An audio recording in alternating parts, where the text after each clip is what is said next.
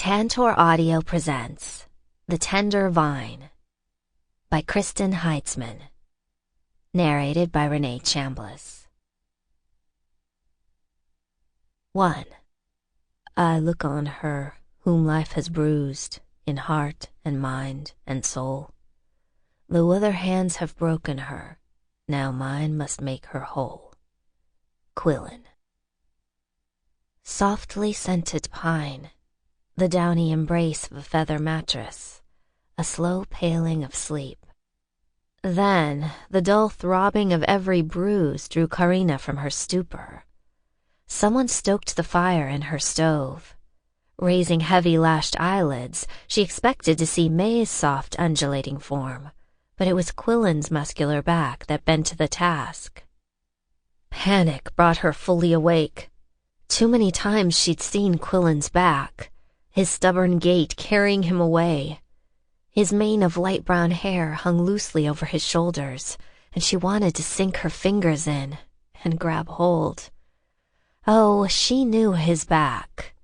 It was his face she longed to learn. He must have sensed her watching. He turned. Would he cut her with cruel words after the closeness they'd shared last night? Not the intimacy of husband and wife. Her injuries precluded that. But they had woven their hearts, and she feared now that he would pull away, as he had every time he got too close. She searched his face, hoping the things he'd seen and learned had changed him. Wolf's Cave, his mother's diary. Had he made peace with his past, his parentage, as it seemed last night? And was it enough to hold him? The fire gave his gray eyes the luminescence of a storm cloud, sunlit from behind. His brow pulled together, but his voice was soft. What's the matter? Are you in pain? She was stiff and sore from the thug's beating, but she shook her head. No, I thought for a moment you'd be gone. Like their unborn child. A stabbing grief found a hollow place inside and lodged there. They'd hardly spoken of the baby last night. No more than to acknowledge the loss. Who would their child have been had the beating not destroyed the baby inside her? She wanted to lash out, but Quillan's repentance, his anguish that he hadn't been there to protect her, was real. He left the stove and crouched beside the bed, resting his forearm on the coverlet, the roping muscles visible beneath his cotton undershirt. I told you, I'm not leaving. He must see her doubt, and why not? In 6 months of marriage, they were still strangers, with a powerful bond neither could ignore, but in which she had yet to trust. She was the one pulling away this time. His tenderness left her more vulnerable than his gruffness ever had. He was the most unpredictable, annoyingly irresistible man she'd ever known. And when she considered her papa, her 5 brothers, and all her male cousins connected by blood, marriage or otherwise, that was quite a laurel for Quillan. He spread his pirate smile. You should have chucked me, not the rocker. Carina glanced swiftly at the empty corner of the room. So he had noticed. How could he not? Perhaps he had even seen her deliver the rocking chair to Emmy, though he'd said no word about it when he carried her back to bed like an invalid child for all the world to see. Oh, Quillan. She reached for his arm. I wish I hadn't. Think of the pleasure the Sims will have of it. So he did know. He was baiting her, mocking her rash, vengeful act. He shrugged one shoulder. Besides, I deserved it. A more eloquent thrashing I've never had. I was angry and hurt. I know. He ran his fingers over her sleeve, down her hand, and along each of her fingers. Her stomach shrank tight, and she reached up to his beard-darkened cheek. He drew back. I haven't shaved yet, just barely let the dog out and stoked the fire. She smiled. You should grow real whiskers, not this roguish stubble you're so fond of. She'd seen him both overly mustached and clean-shaven, but mostly as he was now, just enough whiskers to look dangerous and disreputable. He rubbed his scratchy jaw. Roguish. He looked down at her lips, and she felt them warm, anticipating his kiss, but he didn't come any closer. Nor had he kissed her last night, though he'd held her in his arms. Must she show she was willing? She started to raise her chin, but the whining and scratching at the door took his attention. Quillan stood and admitted Second Samuel, who bounded in, shaking frosty fur powdered by the morning's snowfall. He crowded in to lick Carina's hand. She looked from the dog to the amused face of her husband. What? Nothing. You're thinking something. She waved her hand in small circles. I see it in your face. What do you see? She stroked the velvety softness of Sam's ear as he continued to lap her arm with his tongue. I probably don't want to know. He grinned. But it'll drive you mad until you do. Oh! She pushed the dog away and flounced into the pillow. He laughed. Go ahead, finish it. Finish what? Oh, macho. Isn't that what you meant? He moved Sam aside and towered over her. Oh, macho, cad, ill-bred man. It goes with the whiskers. Are you enjoying this? He leaned down, one hand gripping the maple headboard. What did you expect? Carina looked from his face to the mottled brown and white mug of the dog, still hopeful for attention. She threw up her hands. I don't know what to expect. How could I know? Quillan tucked one arm behind her and raised her gently as he shoved extra pillows behind her back. Then he sat on the edge of the bed. I'll tell you. First, Sam and I are going to see you're comfortably set. Then, I'm going to learn what needs to be done for your restaurant. She opened her mouth, but he covered it firmly with his hand. After that, I'll meet with Alex Makepeace. Did she imagine the flicker in his eyes? Meet with Alex for what? Don't be silly. It was natural he would meet with his mining engineer. Did he see her discomfort? He must, because he turned away and contained himself. His hand came away from her mouth. And what am I to do? She said. Quillan stood, crossed the small room to the far wall, selected a book from the shelf, then returned, laying Emily Bronte in her lap. Maybe Heathcliff will put you in mind there are worse rogues in the world. She wasn't surprised he'd read the story, but as for rogues, well, I don't have to live with them. She waved her hand. You think you can take over my business? Handle it without me? Not a chance. But May and Emmy and all those little girls you've taken on, I'll just see they do what needs doing. Un gros uomo. A big man. Again he laughed. I'm sure you have a wagon load of things you'd like to call me. You can thrash me with them all the way to Sonoma if you like. But just now you're following doctor's orders and staying abed until you're out of danger. Oofa! If I need a papa, I'll tell you. His lips hardly smiled as he appraised her, but his eyes were filled with wicked mirth. He was enjoying himself. If she had something to throw, she would have thrown it. But she wouldn't damage Wuthering Heights on his bony skull. Now, sit up like a good girl and May will bring you some breakfast. Bene. She jutted her chin at him. Have your fun. He left the room for May's with a chuckle that made her reconsider whether she could replace Wuthering Heights after all.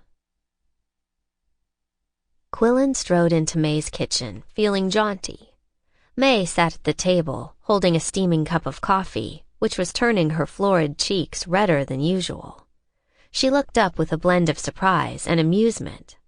Won the war already? Not completely. Quillan sprawled onto the bench across from her. But I will. Famous last words, May's chest rumbled. How long before breakfast? She tipped her face down without changing her gaze. I'm only just opening my eyes. Quillan glanced out the window, the sky still dark with winter dawn. It was early yet. He might have stayed abed longer, but having Carina beside him made it impossible. And he was by nature an early riser. Lying inert chafed him unless he was working his mind over a book as diligently as he worked his muscles hauling freight. He considered his selection for Carina. Heathcliff was one of the better rogues he'd encountered, quite similar in many ways to himself. Socially unfit, disgraced, yet determined to win the woman he loved, Alexander Makepeace notwithstanding. A potent surge of jealousy struck Quillan, a feeling unknown to him before. He wasn't sure what to do with it. I'll fetch you some more wood. He stood, hoping to prod May into action, but she watched his exit with vague interest. Her wood box beside the stove was full, and there was a stack of split wood along the back wall outside. But thoughts of Alex Makepeace had put Quillan in the mood to do violence, and he did it on a half-dozen thick logs that awaited splitting. He'd seen Carina's discomfort when he mentioned Alex Makepeace. Quillan brought the axe down with splintering force and cleaved the log deeply. She had feelings for the man, but he'd be switched if he'd share Carina with Alex Makepeace or anyone else short of God. He lifted the axe with the log still clinging and slammed it onto the chopping stump. The halves flew as the edge of the blade bit the stump with a thud. Carina had said nothing, but he wasn't blind, and it was Alex's name she had murmured that night in the delirium of pain and laudanum. Quillan figured it was just as well Carina wanted to go home, to leave Crystal. A clean break was what they needed, and as soon as he could wrap up their business, they'd go. Quillan retrieved one of the split halves and balanced it on the stump. He raised the axe and sundered it with one stroke. 28 years of imprisoned emotions rendered him helpless against these new feelings. No, not helpless. He would govern it. He just needed to reduce every one of the logs to kindling. Be careful, something inside him murmured. Maybe his conscience, maybe something more. Careful of what? Chopping wood? But the thought was gone, leaving only a nagging echo. Quillan brought the axe down again and again. Exhausted at last, he finished stacking the wood and carried an armload back into the kitchen. He dumped the wood into the overflowing box and turned. Still seated at the table, May fixed him with a knowing stare. Sit down and I'll rustle you up some smoked venison and hotcakes. He nodded. I'll just bring Carina some coffee. You fetch me some fresh water. I'll bring Carina some coffee. He met May's frank expression and decided not to argue. If May wanted to see for herself that he had things in hand, let her. He did. At least he planned to. As May left, he glanced toward the ceiling with the uncomfortable feeling that everything he thought, everything he did, was known.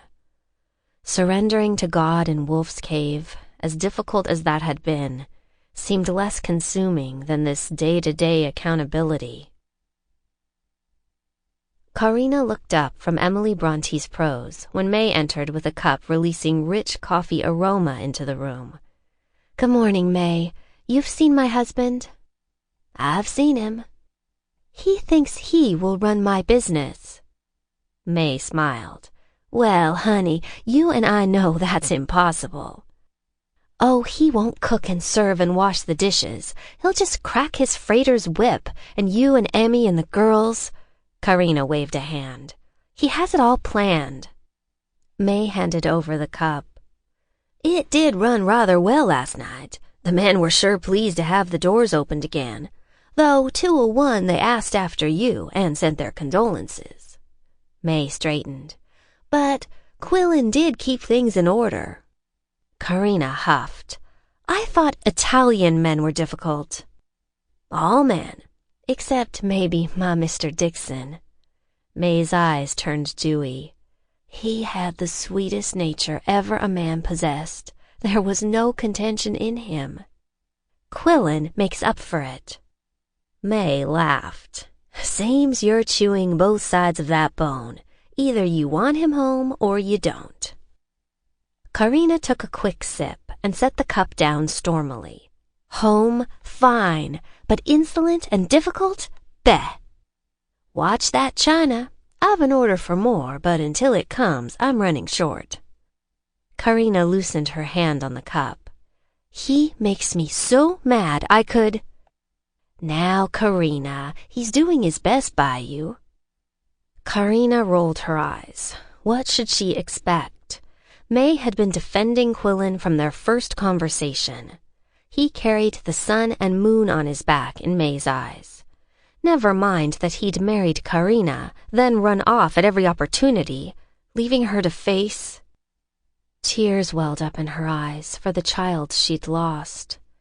How she had dreamed of that child bringing her husband home. But hadn't the loss done as much? He was home. Though now Carina was not so certain how to handle that. Signore, I should be happy, but I'm all torn up inside.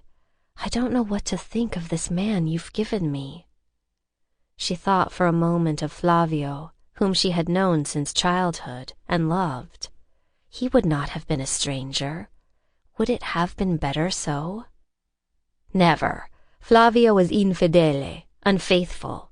Flavio and Divina, her sister. But why did she think of that now? Because she'd dreamed last night of going home? Quillan had said he would take her. But that in itself set a new problem in her mind. She had yet to tell Mama and Papa of her marriage.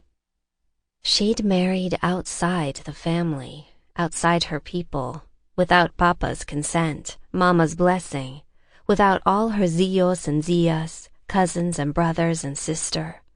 She had stood before Father Antoine Charbonneau in May's parlor and pledged herself to Quillan. And then there was Quillan himself. What would Mama think? And Papa?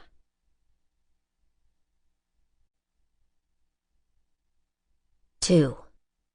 At sight of him my heart pumps fire, whose coals I bank in silence, while in my mind the thoughts conspire to force my soul to penance.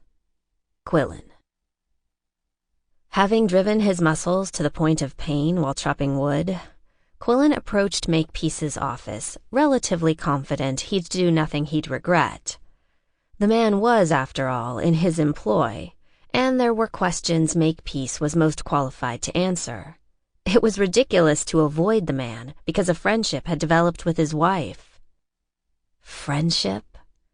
Quillan fought the dangerous thought that followed. Of course, friendship.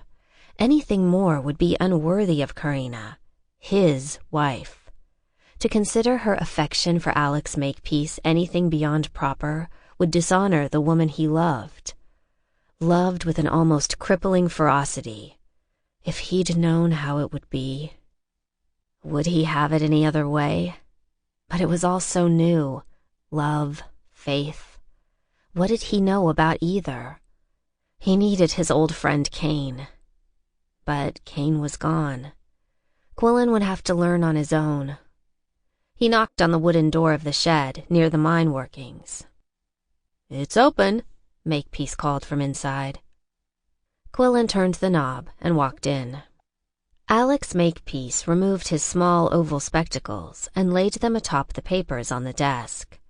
His thumb was stained with ink from the well and pen just to the right of his felt writing board. He hesitated only a moment. "Good morning." For the first time, Quillan considered the man as Carina might.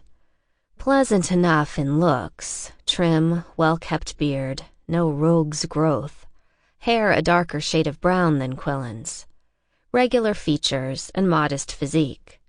Some might say handsome, but there were signs of strain. Was it Quillan, Carina, or the business that caused it? "You're busy?" Makepeace shrugged, waved his hand over the desk. My report to the powers that be. Quillan looked around the small room. Neat maps, topographical and survey, hung on the walls. A plane table stood on its tripod in one corner, a stove in the opposite. Beside the stove, a cot. He returned his gaze to Makepeace. I have some questions. The man's lips narrowed, and a tightening around the eyes showed his unease. Quillan was tempted to make him squirm, but said, I want to know who attacked my wife and why. Makepeace interlaced his fingers. What do you know about the mining business, Quillan? He motioned, and Quillan took the chair in front of the desk. All I want is names. So vigilantes can string them up like the last bunch? Quillan flinched. He didn't like to think of that ugly affair, though he wasn't surprised Makepeace had heard of it. Even the Tabors in Leadville had heard of it.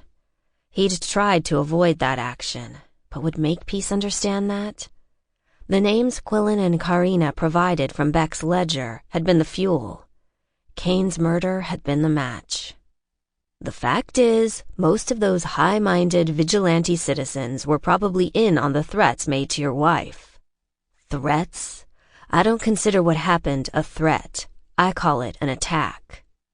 Alex Makepeace dropped his gaze to his hands. The attack she brought on herself, Quillan. And I don't say that lightly. I wish... You wish what? Makepeace aligned his index fingers, unconsciously pointing them at Quillan's chest, though his hands remained resting on the desk. I wish I'd seen the danger. Quillan wanted to contest that, to say it wasn't Alex Makepeace's place to protect Carina, but that would only illuminate his own failure to do so. Makepeace met his gaze. The men who attacked Carina were spirited away before the echo of my shots died out. Quillan winced at the man's use of Carina's name. Such familiarity was not easily won with his wife, and proved his suspicions. There was also the subtle reminder that it was Alex Makepeace's gun that had sent the attackers running. Makepeace says, You won't find them. I've given the names of those behind the threat to the authorities. Their statements have been taken. I'd wager nothing further will be done.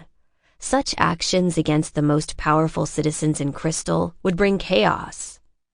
Your fledgling law officials can't risk that. Besides, what happened was, at least in part, my responsibility and your wife's. He stood, walked to the wall, and studied the framed map that hung behind his desk. Quillan frowned. Maybe Carina and Alex Makepeace had crossed a line that caused trouble between the miners and the management. But he couldn't ignore what had been done to his wife. That the powerful mine owners of Crystal would resort to hiring thugs to frighten and, yes, even beat a woman. He had to understand why. How would helping the families of dead miners bring that kind of repercussion? Makepeace turned. Because it isn't done. Can't be done without turning the industry upside down. The mining company cannot be responsible for accidents or carelessness. By paying the families, it appeared the mine was accepting blame.